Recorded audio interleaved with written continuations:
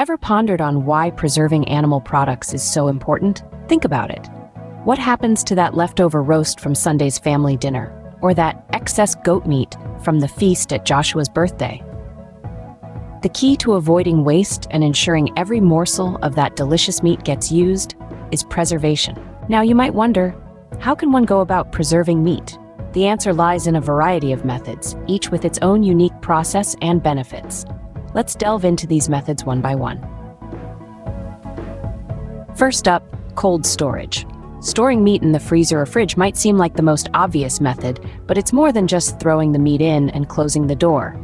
The cold temperature halts the activity and growth of harmful microorganisms, effectively prolonging the meat's shelf life.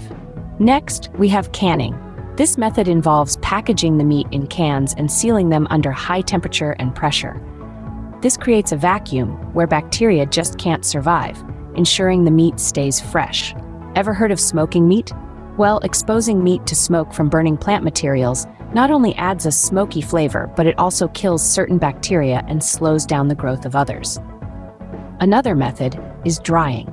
This involves cutting the meat into thin strips and letting it dry. Bacteria thrive in moist conditions, so when the meat is dried, it provides an inhospitable environment for them, extending the meat's shelf life. Then there's salting. Coating the meat with salt creates an environment too salty for bacteria to survive, effectively preserving the meat.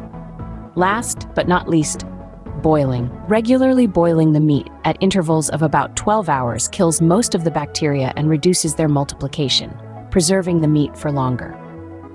To sum it all up, preserving meat is a crucial practice that not only extends the shelf life of the product, but also ensures its quality remains acceptable. Whether it's storing in cold storage, canning, smoking, drying, salting, or boiling, each method offers a unique way to keep meat fresh for longer. So, the next time you find yourself with leftover meat, remember these preservation methods and put them to good use.